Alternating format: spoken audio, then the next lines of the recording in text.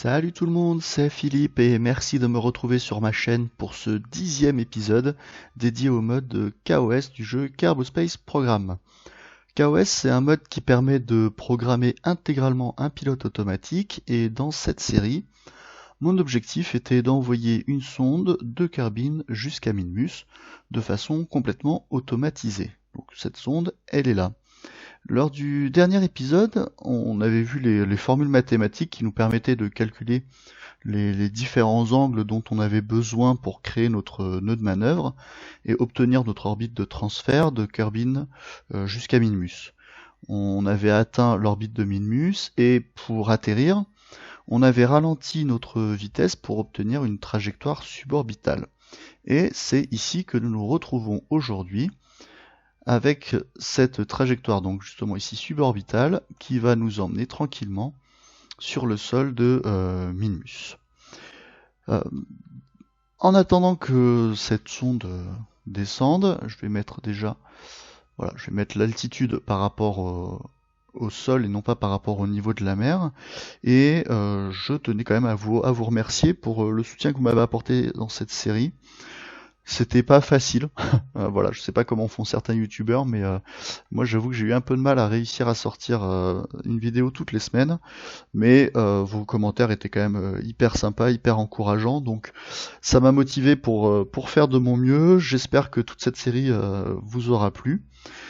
En tout cas, elle arrive à la fin. Alors pour la semaine prochaine, je vous prépare une dernière vidéo où je vous montrerai le vol complet de Kerbin jusqu'à Minmus. Et pour les semaines suivantes, eh bien, je ferai sans doute quelques vidéos encore, mais beaucoup moins régulières. Et je ferai des vidéos sur les thèmes en fait que vous souhaitez aborder. Donc n'hésitez pas en commentaire à cette vidéo à me mettre des idées que je pourrais aborder par rapport à KOS, des choses que vous aimeriez comprendre sur KOS, et je vous répondrai en continuant de faire des petites vidéos de tutoriels, mais peut-être un peu plus poussées que ce que j'ai fait jusqu'à présent. Alors méfiance quand même, je suis pas un expert de KOS, donc si vous me demandez des trucs vraiment trop poussés, je risque d'avoir du mal à vous répondre correctement. Peut-être que j'arriverai même pas du tout à vous répondre.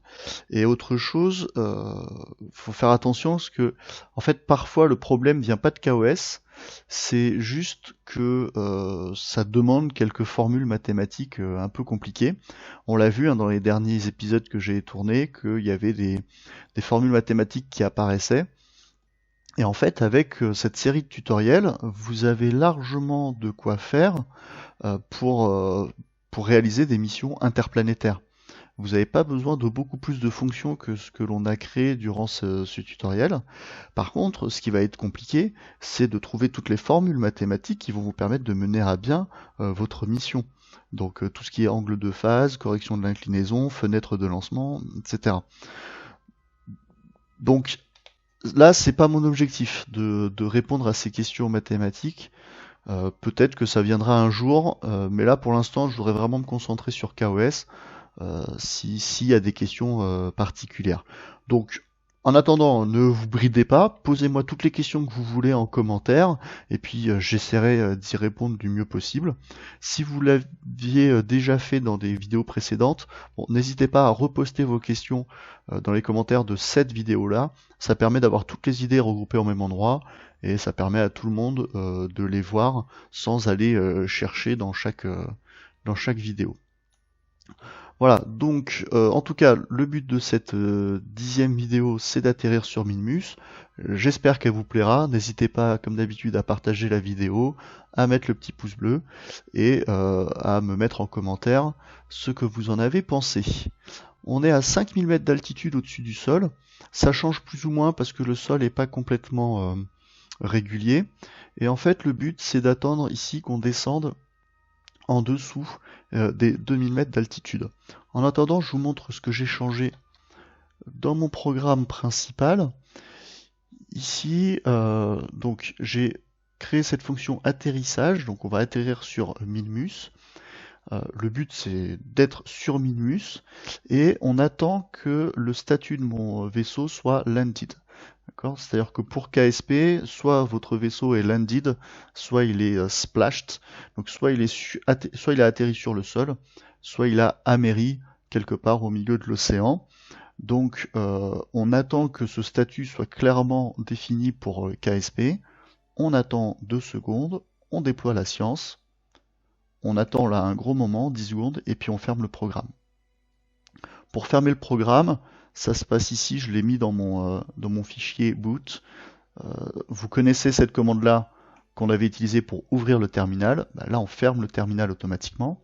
Le shutdown permet de fermer le disque dur, d'éteindre le disque dur.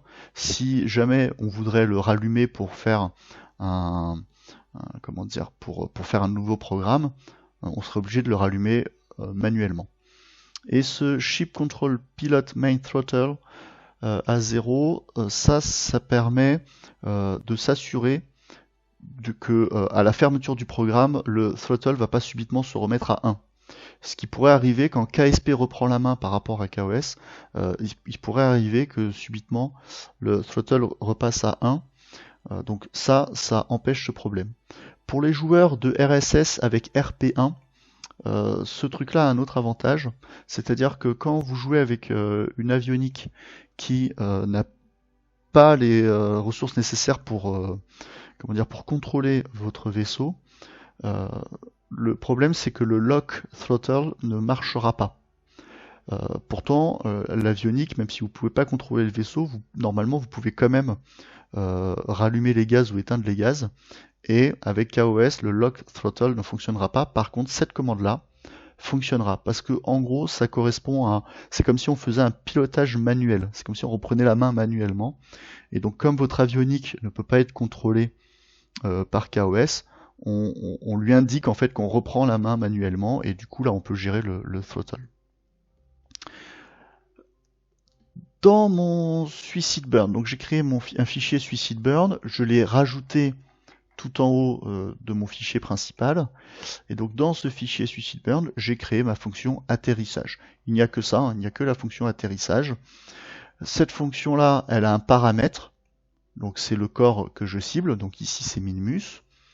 Bon, j'efface l'écran. Je définis une nouvelle variable qui va être réinitialisée, remise à jour à chaque fois. Ça correspond à l'altitude, non pas au niveau de la mer, mais mon altitude réelle. D'accord ? Parce que le ship altitude vous donne l'altitude au niveau de la mer. Sauf que quand vous atterrissez, c'est pas l'altitude par rapport au niveau de la mer qui vous intéresse, c'est vraiment l'altitude par rapport au niveau du sol. Et donc pour cela, vous avez cette commande-là qui détermine en fait la hauteur du terrain à l'endroit où se trouve votre vaisseau. Donc si vous êtes au-dessus d'une montagne, ce truc-là va peut-être afficher 3000 ou 4000 mètres, qui correspond à l'altitude du terrain. Donc si vous voulez connaître votre altitude par rapport à ce terrain, il suffit de prendre votre altitude par rapport au niveau de la mer, et vous enlevez la hauteur du terrain de là où vous vous trouvez. Ensuite, comme le but est de freiner ma vitesse par rapport à la surface et de la freiner au maximum pour arriver à 0, je définis ma navball, je la mets en mode surface et je fais un lock steering, c'est-à-dire que je bloque la direction de mon craft par rapport à la direction rétrograde, mais rétrograde par rapport à la surface. Si j'avais écrit juste rétrograde tout seul, ça aurait été par rapport à l'orbite, mais là, moi, c'est vraiment par rapport à la surface que je veux me mettre en mode rétrograde. Et donc, j'attends que mon altitude par rapport au terrain soit inférieure à 2000 mètres. Une fois que j'y suis, une fois que je suis inférieur à 2000 mètres, je veux freiner complètement mon vaisseau par rapport à la surface. Donc, je vais faire un lock throttle to 1. Et ici, j'ai pas mis 1 directement, j'ai mis un paramètre, parce que ce paramètre, je vais le changer. C'est-à-dire que plus ma vitesse va être proche de 0, plus je veux diminuer mon throttle pour pas aller trop vite. Parce que la gravité de Minmus étant très faible, si j'accélère trop vite, en fait, je risque non seulement de freiner par rapport à la surface, mais pire, je risque de réaccélérer juste derrière. Donc pour éviter ce problème, je réduis mon throttle après proportionnellement par rapport à la vitesse de ma surface. Donc plus la vitesse par rapport à la surface devient faible, plus je diminue mon throttle pour éviter les bêtises. Si on revient sur KSP, on est presque à 2000 mètres d'altitude. Et donc vous allez voir qu'arrivé à 2000, il va me mettre les gaz à fond. Ça va diminuer ma vitesse de surface, ce qui va me permettre ensuite de tomber en chute libre. Voilà, c'est parti. Voilà, et vous voyez là les throttles qui diminuent progressivement pour éviter qu'on perde de la vitesse trop vite et qu'on reparte en fait dans l'autre sens. Voilà, et pour éviter ce problème, je m'arrête à 5 mètres par seconde, parce que si je demande, si je fais une condition avec, en attendant que la surface soit plus petite que 1 mètre par seconde, c'est pareil, le moteur risque d'être trop puissant, et je risque de dépasser, et en fait de repartir dans l'autre sens. On dirait pas comme ça, mais mon suicide burn a commencé. Alors, le burn en lui-même n'a pas commencé, mais il a calculé en fait l'altitude à laquelle j'allais devoir commencer mon suicide burn. Donc à 290 mètres, hop, je vais remettre les gaz à fond, et normalement ça devrait suffire pour atterrir tranquillement à la surface de Minmus. Pour ça, il s'est passé quelque chose d'invisible, mais j'ai modifié automatiquement le limiteur de poussée. Il était à 100%, je l'ai limité à 10%.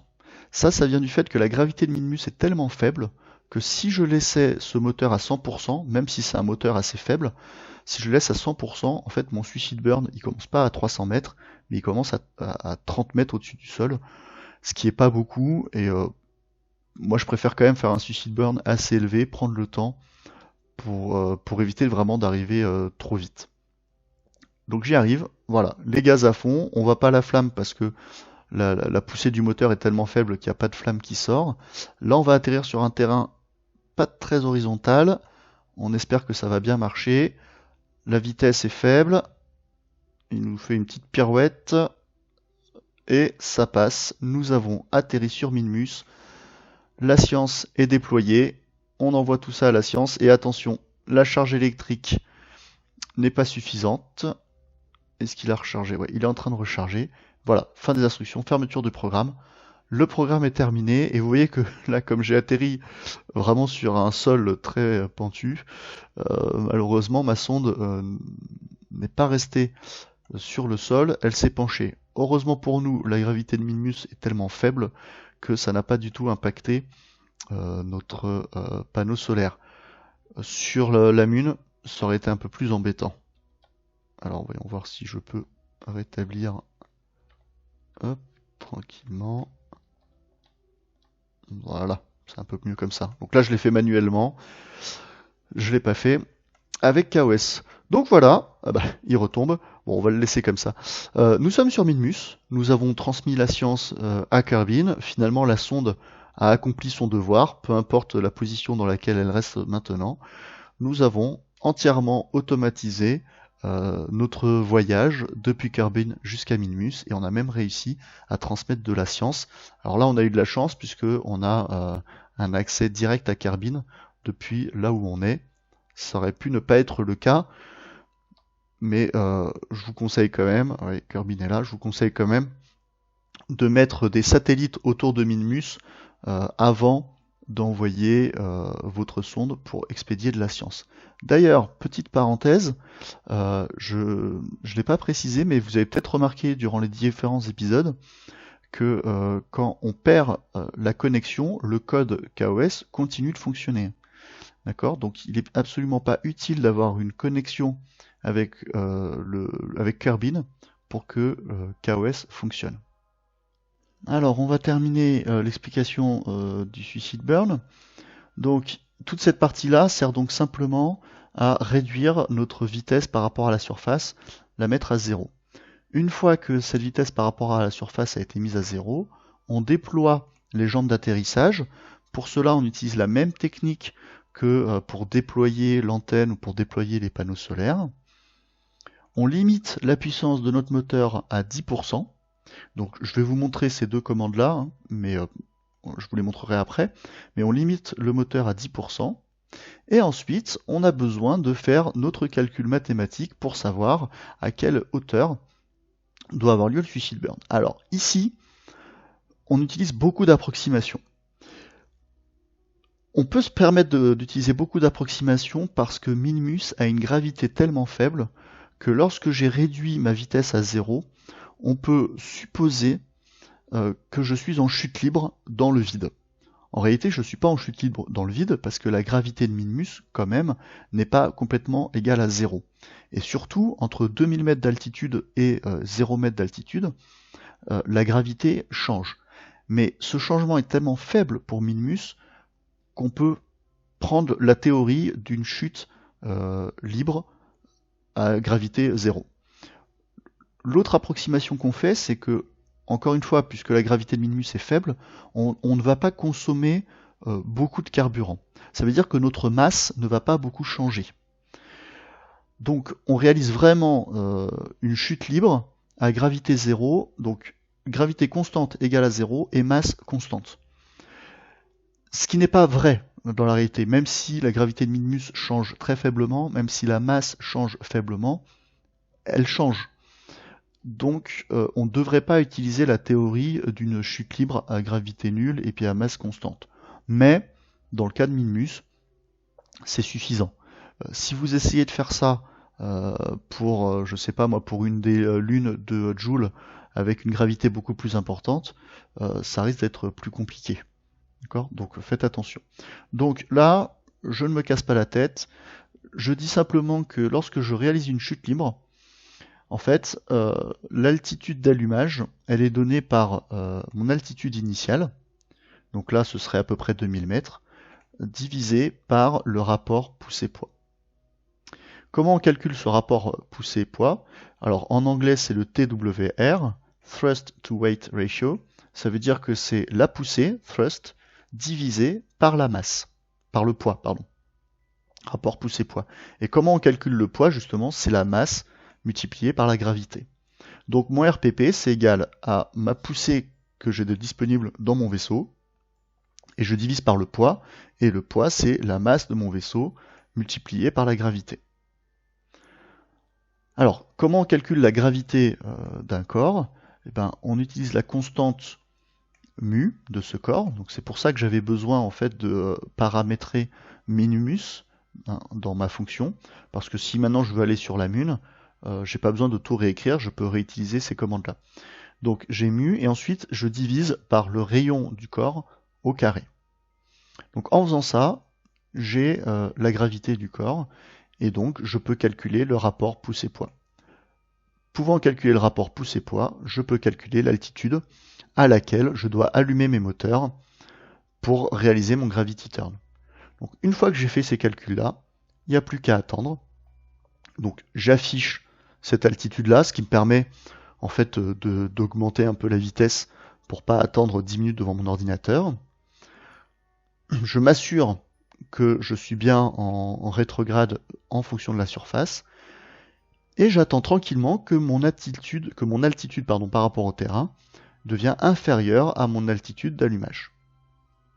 Cette altitude par rapport au terrain, je vous rappelle qu'elle est définie au-dessus et qu'elle est remise à jour systématiquement. Une fois que c'est fait, je mets les gaz à fond. Du coup, ma vitesse verticale va forcément, comme je chute, la vitesse verticale est négative. Et du coup, comme j'accélère, la vitesse verticale va remonter vers 0. Une fois que je suis proche de 0, c'est-à-dire que je suis proche du sol, je m'oriente vers le haut, je ne m'oriente plus vers le rétrograde, je m'oriente vraiment vers le haut, ce qui peut poser problème, on l'a vu, lorsque j'atterris sur quelque chose de très pentu. Et ensuite, je vais réduire le throttle tranquillement, proportionnellement par rapport à l'altitude qui me reste à parcourir. Ça m'évite d'avoir une accélération trop forte quand je suis proche du sol, pour éviter en fait que mon vaisseau reparte vers le haut. C'est-à-dire que si j'accélère trop quand je suis proche du sol, je vais ralentir mon vaisseau, mais je risque de l'accélérer ensuite dans l'autre sens et je risque de redécoller de Minmus. Là encore, ça vient du fait que la gravité de Minmus est très faible. Donc je préfère ralentir tranquillement et je mets quand même un 0,1 si nécessaire. Une fois que j'ai atterri, c'est-à-dire une fois que ma vitesse verticale est plus grande que moins 0,2, c'est-à-dire que là je suis très proche de 0, même si je suis pas exactement à 0, même si je continue à chuter, je coupe tout, je coupe les moteurs, et j'atterris, et on l'a vu, j'atterris à peu près à une vitesse de 5-6 mètres par seconde, ce qui est très bien, surtout que là j'avais vraiment les toutes petites jambes d'atterrissage qui sont normalement pas très résistantes, mais sur Minmus il n'y a aucun souci. Et une fois que j'ai tout coupé, je débloque le throttle et le steering, je demande à KOS de ne plus s'en occuper pour éviter tout problème après ça. Et une fois que j'ai fait ça, c'est ce que je vous montrais tout à l'heure dans mon programme principal, j'attends que mon statut soit vraiment considéré comme landed.